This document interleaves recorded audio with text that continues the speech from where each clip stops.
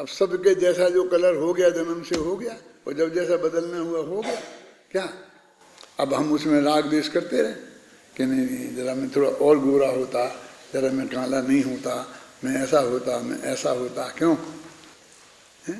मेरी नाक ऐसी नहीं होती, जरा ऐसी होती, करते रहो विकल्प, होना तो कुछ है नहीं, वो तो सारे जन्म के लिए बन गया एक साथ तो है ही। और यदि एकदम सहज भाव से स्वीकार हो कि बस जैसा है बस है, झगड़ा खत्म, उसमें तो उससे कोई सिर दर्द तो होता नहीं है।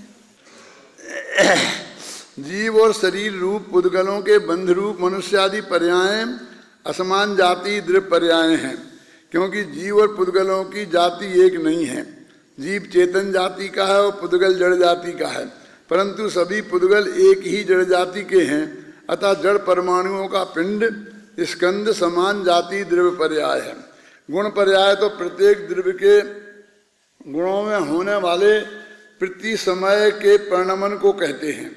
जैसे जीव के ज्ञान गुण का मति ज्ञान श्रुत ज्ञान आदि रूप परिणमन गुण पर्याय है, इसी प्रकार पुद्गल के रस का गुण का खट्टा मीठा रूप परिणमन रस गुण की गुण पर्याय है। इनमें जो परिणमन शुद्ध है पूर्ण है वह स्वभाव पर्याय कहा जाता है, जो परिणमन अपूर्ण है अशुद्ध है उसे व्यवहार पर्याय कहते हैं। यद्यपि सभी द्रव्य पर्यायों और सभी गुण पर्यायों में एकत्व बुद्धि, ममत्व बुद्धि, कर्तृत्व बुद्धि एवं भोक्तृत्व बुद्धि मिथ्यात्व है। एक दिन एक लड़का प्रवचन कर रहा था तो वो बराबर इस बात को बता रहा था कि चाहे 19वीं गाथा पढ़ो, चाहे 75वीं गाथा पढ़ो, चाहे अज्ञानी का लक्षण पढ़ो, चाहे ज्ञानी का लक्षण पढ़ो, क्यों इसमें एकत्व ममत्व कर्तृत्व भोक्तृत्व चारों लगाना चाहिए। यहाँ तो इसलिए नहीं लगाए हैं क्योंकि ये जीवाजीव अधिकार है और वो कर्ताक्रम अधिकार है। वहाँ कर्ताक्रम संबंधी भूल बतानी है, जीवाजीव संबंधी, ऐसी ये बात है। चार चीज़ें होगी तो वहाँ मिथ्यात्व होगा। वास्तव में तो ये चारों एक साथ ही होती हैं। ऐसा हमको विकल्प में मालूम पड़ता है कि मेरी एकत्व बुद्धि तो टूट गई, लेकिन कर्तृत्व बुद्धि अभी है, ऐसा नहीं होता। यदि कर्तृत्व बुद्धि है तो गारंटी से एकत्व बुद्धि भी है, क्योंकि हर आदमी में को कुछ करने का भाव अपने में ही आता है। तो वो जिस परद्रव्य में कुछ करना चाहता है उस परद्रव्य को अपना मानता है। अब वो अपेक्षा क्या होगी वो एक अलग बात है, समझ नहीं ना। कि वो शत्रु को मानना चाहता है तो वो तो अपना नहीं होगा ना, उसमें एकत्व तो नहीं होगा ना। कैसे नहीं होगा? वो शत्रु अपना नहीं है। अरे वो शत्रु भी अपना ही है, शत्रु तो अपना ही है ना। घर वालों का बाप होगा, भाई होगा, बहन, जो भी होना होगा होगा। हमारा तो एकत्व तो कर्तृत्व चारों चीजें एक साथ होती हैं। विगत गाथा में चतुर्थ पाद में यह कहा गया है, क्या कहा गया है? पज्जय मूढ़ा ही पर समया, पर्याय मूढ़ जीव पर समय है। अतः यहाँ प्रश्न सहज ही उपस्थित होता है कि पर्याय मूढ़ जीव पर समय है तो स्वसमय कौन है? ये अगली गाथा में बताएंगे, उसकी भूमिका है। देखो ये मर्म की बात ये है कि अभी अपन वस्तु के स्वरूप के हिसाब से विचार करो और अपन ने जो पढ़ा है क्रमबद्ध पर्याय सर्वज्ञ के ज्ञान के हिसाब से बात करो। तो एक बात बिल्कुल बहुत सुनिश्चित नक्की और पक्की है कि इस जगत में जो कुछ होना है वो बिल्कुल नक्की है। उसमें हमारे तुम्हारे राग द्वेष से कुछ होने वाला नहीं है। हम करेंगे कुछ नहीं कर सकते, कहीं कुछ कोई गुंजाइश नहीं है। ये बात पहले बिल्कुल वज्र की कील की तरह हमारे दिमाग में स्थिर होनी चाहिए, तो ही धर्म का आरंभ होगा, तो धर्म वहां से शुरू होगा। जब आपको ये पक्का हो जाएगा, ये तो समझ नहीं हुआ ना कि ये मैं नहीं हूं, ये बात तो ठीक है, ये मैं इसका स्वामी नहीं हूं, ये बात भी ठीक है, लेकिन मैं इसका कर्ता और भोक्ता भी नहीं हूं। मतलब नास्ति सर्वोपि संबंधो परद्रव्यात्म तत्व, परद्रव्य और आत्म तत्व में कोई संबंध नहीं है, तो फिर क्या रह जाएगा बताओ मुझे। ये जो हमारी सारी उठापटक है, फूलचंद जी का शब्द है जी उठापटक, ये सब इस श्रद्धा में कमजोरी का परिणाम है। क्या ये बात जो है ना, कौन सी बात, कि इस जगत में सब कुछ एक एक समय का नक्की है और उसमें हमारे परिवर्तन करने से कुछ, हमारे विकल्प से कुछ भी होने वाला नहीं है, हम कुछ भी कर नहीं सकते। ये बिल्कुल परम सत्य है, कोई ऐसी पक्षपात वाली बात नहीं है। ये ऐसी भी नहीं है कि तुमने अपने पक्ष में निर्णय कर लिया, जैसे लोग कहते हैं ना कि पुरुषों ने शास्त्र लिख दिया मनुष्यों को मोक्ष होता है, पुरुषों को और महिलाओं को नहीं होता है। ऐसा भी कुछ नहीं है ना, ये तो बिल्कुल कॉमन है ना शांति जी, इसमें तो पक्षपात की गंध कहीं है ही नहीं है ना। अब ये कहते हैं कि आपने कहा कि आप बिल्कुल कुछ नहीं चाहो, लेकिन अभी मोक्ष तो है नहीं, तो कुछ ना कुछ तो हो गई। तो कहते हम क्या समझते कि वो सामने वाला 1000 चीजों में 2 चीजों का विकल्प हमारे सामने रखता है कि तुम्हें बोलो 2 चीजें मिल सकती हैं, इस कमरे में रहना है कि इसमें, क्यों, बाकी तुम जिसमें चाहो उसमें तो नहीं मिलेगा। ये दिमाग में से निकाल दो, लेकिन इतना सिलेक्शन हम तुम्हें देते हैं, क्यों, कि तुम्हें इस कमरे में रहना है कि इस कमरे में। देखता हूं,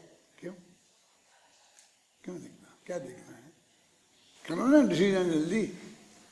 नहीं साहब आपने हमको दिया है चांस, हैं तो देखना तो चाहिए ना कुछ, खिड़की कहाँ को खुलती है, कहाँ से क्या दिखता है, कैसी हवा आती है, हम देख के निर्णय करेंगे। और यदि आपको ये पक्का भरोसा हो कि हम शांति जी अपने कमरे में बैठे हैं और कमरा नंबर लिख देंगे, फिर भगवान भी आकर के उसमें से कोई परिवर्तन नहीं करा सकता है, तो कितना वितराग भाव से शांति से रहोगे। और ये देखना है कि किस कमरे में अपना नंबर है, तो चुपचाप उस कमरे में चले जाओगे। है क्या नहीं, बोलो बताओ मुझे। सबको ही ऐसा है, तो हमारा चित्त ऐसा क्यों नहीं हो सकता है। तो अरे तुम्हें कौन सी जिंदगी काटनी, अरे जिंदगी काटनी हो उसके लिए भी तो तुम ऐसे ही तुमसे बिना पूछे मिले हैं सारे संयोग। चलो इस कमरे में तो जिंदगी नहीं काटनी है, माँ बाप के साथ तो काटनी है ना जिंदगी, तो उनमें तुम कौन सा सिलेक्शन करने तुम्हारे हाथ में था, हैं? तुम सोच समझ के आए हो कौन सी जाति में जाना, कौन से प्रांत में पैदा होना, कौन सी माँ चाहिए, कौन से बाप चाहिए, ये सब आपको कुछ आपके हाथ में था। आपको पता नहीं है कितनी चीजें आपके बिना पूछे, आपके बिना सिलेक्शन के आपके साथ आपके लगी हुई हैं, उसमें कोई गुंजाइश कहीं नहीं है, तो क्या बिगड़ गया। अरे ये कमरे का हो जाएगा तो 5 साल नहीं कटेंगे, कट जाएंगे कि नहीं कट जाएंगे।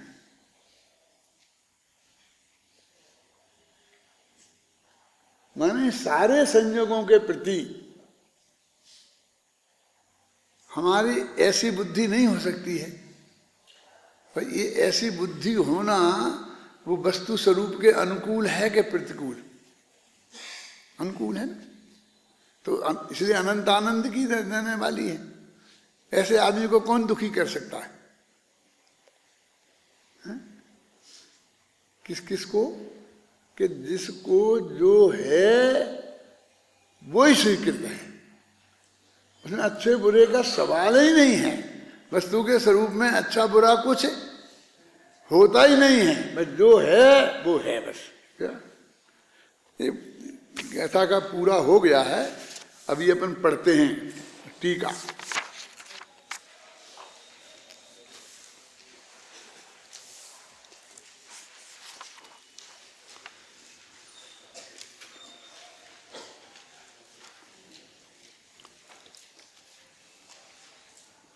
इस लोक में जो भी ज्ञेय पदार्थ मिल गया वे सभी विस्तार सामान्य समुदायात्मक और आयात सामान्य समुदायात्मक द्रव्य से रचित होने से द्रव्यमय हैं, द्रव्य रूप हैं। ये इतने बड़े बड़े शब्द हैं तो ख्याल तो है ना। विस्तार सामान्य समुदायात्मक और आयात सामान्य समुदायात्मक, माने असंख्य प्रदेशों में फैला हुआ, अनंत गुणों में व्याप्त और अनादि अनंत पर्यायों में बिल्कुल अनुश्रुति से रचित प्रवाह में ऐसा हर एक द्रव्य है। ये कोई एक द्रव्य की बात नहीं है। क्या द्रव्य नाम का जो भी पदार्थ है उसमें तीन बातें हैं। क्या है कि द्रव्य है, गुण है और पर्याय हैं। पर्याय अनादिकाल से हैं और अनंत काल तक रहेंगी, और वो पर्याय एक एक पर्याय दूसरी पर्याय से बिल्कुल जुदी है, लेकिन इतनी मजबूती से जुड़ी हुई है कि एक तो बीच में गैप नहीं है और दूसरी किसी कीमत पर टूट नहीं सकती है। क्या समझ गए? इतने सही सब कुछ निर्णय हो जाता है। माने अनादि काल से अनंत काल तक की अनंत पर्यायें ऐसी हैं कि एक दूसरे से जुड़ी हुई हैं। वो जोड़ कोई आर्टिफिशियल नहीं है, लगाया नहीं है, एक दफा तोड़ के दूसरा लगाया जा सकता है। यदि उसे कहीं से भी तोड़ेंगे तो द्रव्य के दो टुकड़े हो जाएंगे, और वो कभी होते नहीं हैं, माने वो टूटते ही नहीं है। ये वस्तु का स्वरूप है। अब फिर भी हमें तो बदलना है, हमको तो ये नहीं चाहिए, ये चाहिए। ऐसे आदमी की ऐसी मांग कभी पूरी होगी नहीं हो सकती ना। आयात सामान्य इसका नाम है जो बता रहा हूं मैं, ये पर्याय हैं। और विस्तार सामान्य जो अनंत असंख्य प्रदेश हैं, वो जिस क्रम से हैं, तो आपको कोई ऐसा रस है कि जो मेरे असंख्य प्रदेश हैं एक दफे लोक पूर्ण हो गए, समझना। तो लोक पूर्ण हो गया मैं, अब उस समय जिस लोकाकाश के प्रदेश में मेरा जो प्रदेश ठहरा है, और फिर उसके बाद ऐसे असंख्य है ना, तो उन सबको फिर मैंने ऐसे घड़ी करके इकट्ठा कर दिया, तो वो जिसके पीछे जो था वो ही रहेगा कि वो इनकी पोजीशन बदल जाएगी। समझ में आ रही ना ये बात? माने इनकी चौड़ाई में कौन कहाँ, यदि हम अब दोबारा उसे फैलाएं संपूर्ण लोक में, तो हमारा ये प्रदेश, पर्टिकुलर प्रदेश जहाँ आया था वहीं आएगा दूसरी दफे में, दूसरी जगह आ सकता है। जब तो ऐसा था, अब की बार ऐसा हो गया, तो ऐसा पलट के ऐसा हो जाएगा, चल जाएगा। क्यों? माने अपन आगरा में भी हो जाएंगे, दिल्ली में भी हो जाएंगे, बम्बई में भी हो जाएंगे, सब जगह हो जाएंगे ना, चेन्नई में भी हो जाएंगे। नक्की है ना बबलू? समझ में आया कि नहीं?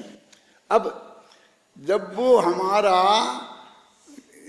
3 दफे हमने ये किया, तो पहली दफे, दूसरी दफे, तीसरी दफे हमारा जो प्रदेश आगरा में होना है वो ही आगरा में होगा ना, कि दूसरा होगा? क्योंकि वो द्रव्य टूट जाएगा नहीं तर, माने उसका स्थान भी नहीं बदलता, ना पर्याय का स्थान बदलता है, ना प्रदेश का स्थान बदलता है। फिर गुण का, गुण तो वैसे ही सब में व्याप्त है। गुण तो प्रत्येक प्रदेश में व्याप्त है ना, प्रत्येक गुण।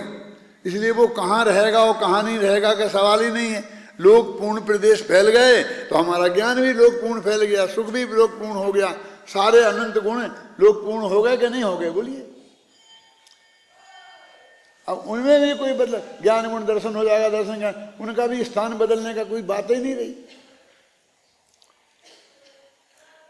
अब हम अंदर में जो इस 3 रचनाओं से जुड़े हुए हैं द्रव्य गुण पर्याय से, वो कितनी व्यवस्थित है। जिसकी बुद्धि व्यवस्थित नहीं होती है उसे व्यवस्थित जगत का स्वरूप स्वीकार नहीं होता है। ये बात अपन ने पढ़ ली इसी प्रवचन सार में। कहाँ लिखी है? व्यासी गाथा में तो ये लिखा कि मेरी मति व्यवस्थित हो गई है। मैंने ये वस्तु का स्वरूप समझा, इसमें से सुख कहां से निकलेगा?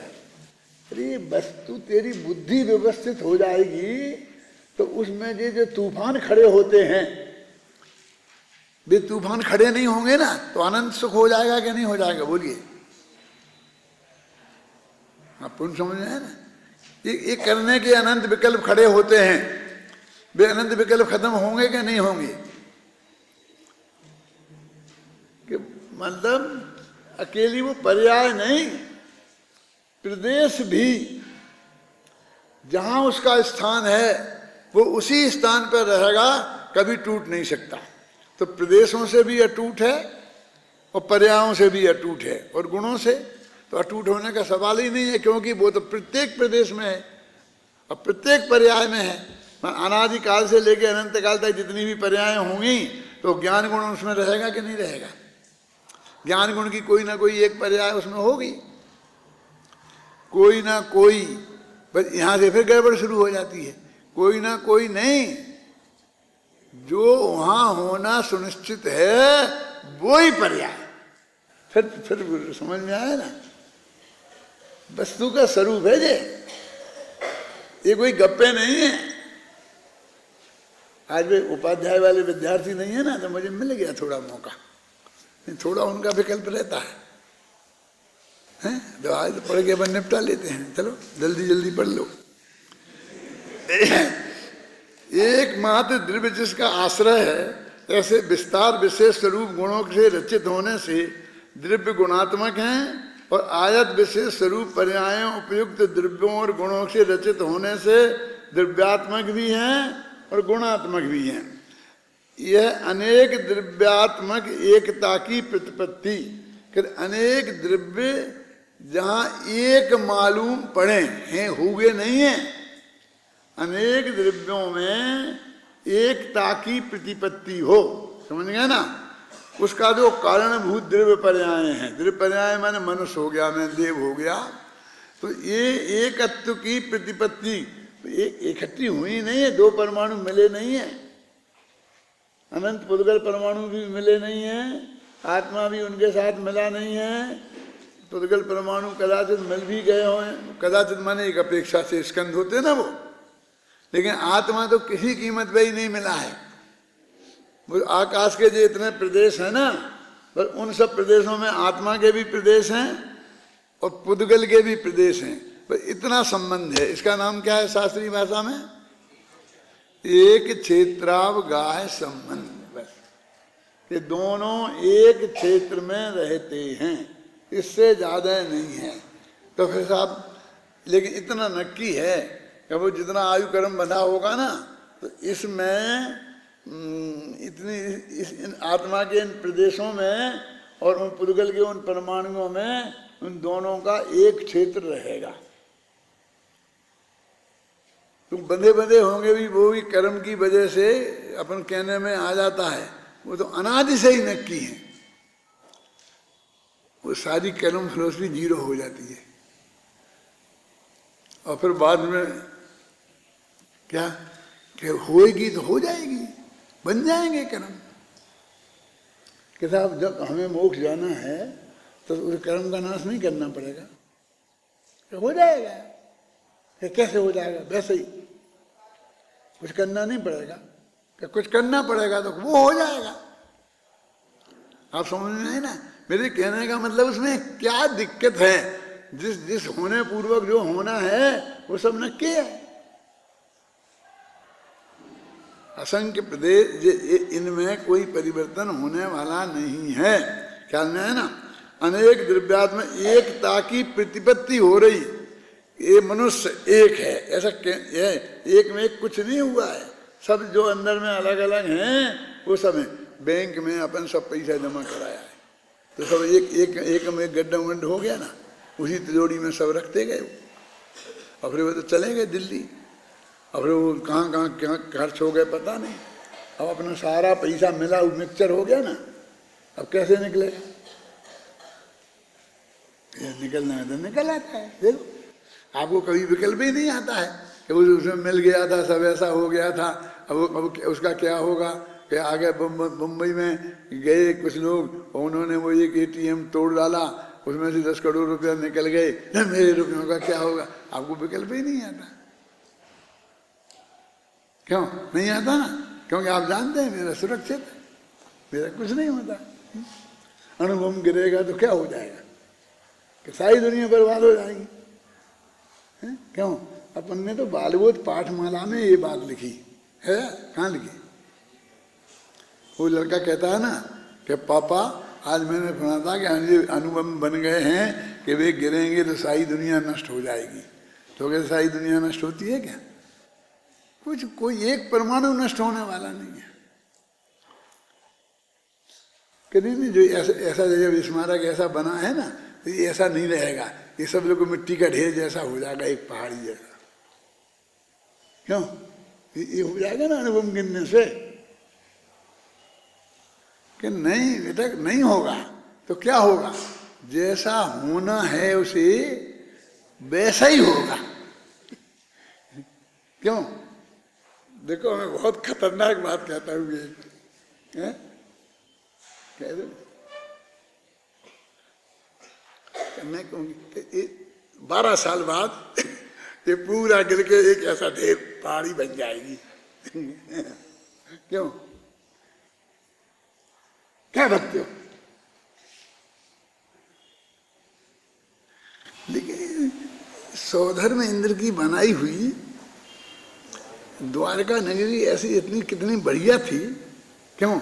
एक एक चीज। स्मारक उससे बढ़िया हुआ, इससे बढ़िया होगी ना एक एक चीज।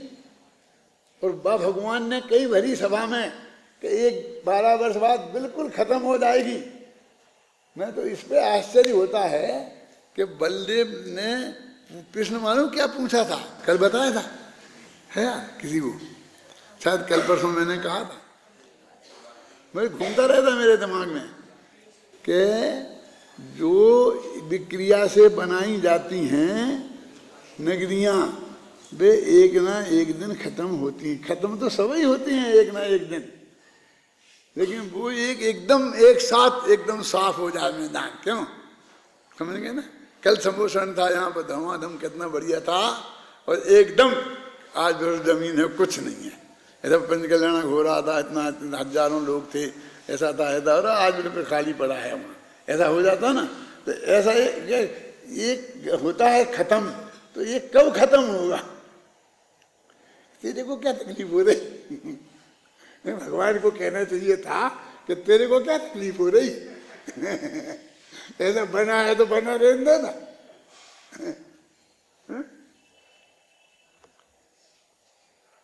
उन्होंने बताया 12 वर्ष बाद सब साफ हो जाएगा। अभी आप उन नेमिनाथ की सोचो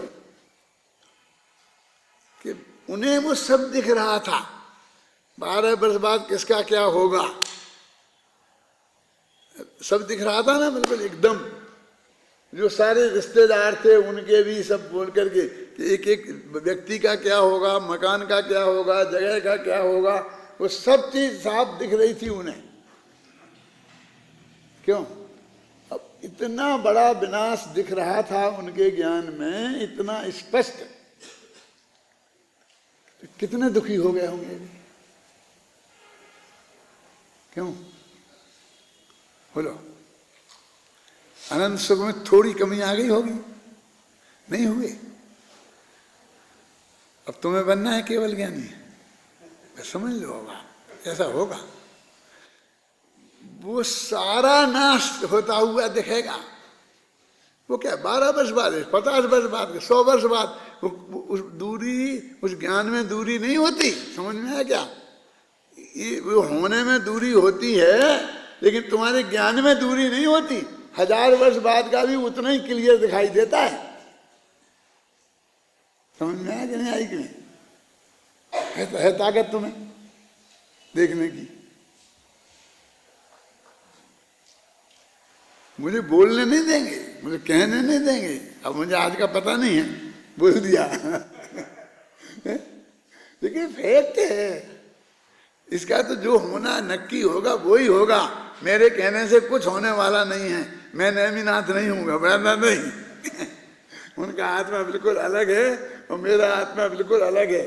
उनको केवल ज्ञान था, मेरे को केवल ज्ञान नहीं है। मैं तो सिर्फ एक उदाहरण दे रहा हूँ कि वहाँ के बैठे हुए हर आदमी की क्या पोजीशन हुई होगी। जितना जिसमें राग होगा उसकी उसकी वैसी पोजीशन हुई होगी, जिसमें एकत्व मत जैसा होगा वैसी पोजीशन हुई होगी। बोलो और क्या हो गया होगी? कहाँ पढ़ रहे थे? खत्म करना है, नहीं होगा ये खत्म, आज नहीं होगा। अनेक द्रव्यात्मक एकता की प्रतिपत्ति की कारणभूत द्रव्य पर्याय हैं। ये द्रव्य पर्याय दो प्रकार की होती हैं, समान जाति असमान जाति। अनेक पुद्गलात्मक द्वि अणुक त्रि अणुक आदि स्कंद समान जातीय द्रव्य पर्याय हैं। पुद्गल के दो अणुओं का मिलकर बना हुआ एक स्कंद, उसका नाम है द्वि अणुक। क्लियर है ना? द्वि अणुक, त्रि अणुक, तीन स्कंद परमाणुओं का बना हुआ जो स्कंद है वे समान जाति द्रव्य पर्याय हैं। और जीव पुद्गलात्मक देव मनुष्य आदि पर्याय ये असमान जाति द्रव्य पर्याय हैं।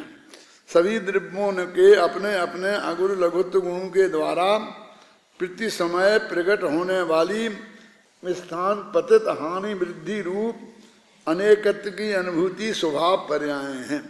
अब देखो, सद्गुणी हानि वृद्धि ये स्वभाव पर्याय है। और ऐसा लिखा है समय सार में कि ये सद्गुणी हानि वृद्धि रूप जो पर्याय है ना, ये दृष्टि के विषय में नहीं आती। माने तुम्हें इसमें अपनापन करने की जरूरत नहीं है। दृष्टि का विषय माने जिसमें तुम्हें अपनापन करना है, जिसका तुम्हें ध्यान करना है ना, वो इसमें नहीं आती है। और वो स्वभाव पर्याय हमारे काम की नहीं है, कुछ भी नहीं है। और वो तो अनादि से है। किसमें? प्रत्येक द्रव्य में। वो अनंत काल तक रहेगा, उसमें कभी विकृति होती ही नहीं है। तो बिल्कुल ही ऐसी होगी ना, बस है इतना जानना, बस इतनी सी है कि उसकी सत्ता लोक में है, बस इतना सा ज्ञान हमें करना है। और रूपादि और मति ज्ञान आदि के कारण प्रवर्तमान पूर्वोक्त अवस्थाओं में तारतम्य के कारण होने वाले आने वाले स्वभाव विशेष का अनेकत्व की आपत्ति विवाह पर्याय। अब वो एक सी ही होंगी ना सद्गुणी हानि वृद्धि, इसमें अनेकता है मत ज्ञान श्रुत ज्ञान में। प्रति समय अनेकत्व की आपत्ति, अनेकता होना यही विभाव है उसका।